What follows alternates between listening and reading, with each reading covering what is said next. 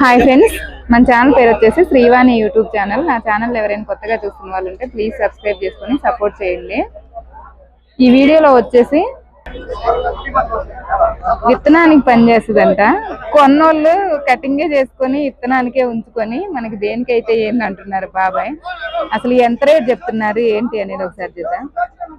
ఎంత చెప్పారు బాబాయ్? ఇదే ఎంత చెప్పారు రేటు?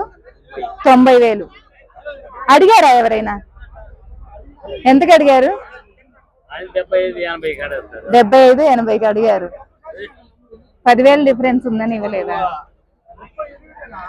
చెప్పడం 90 చెప్పిండ్రు.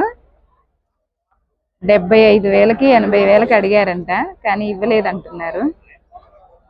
పెద్ద సైజు.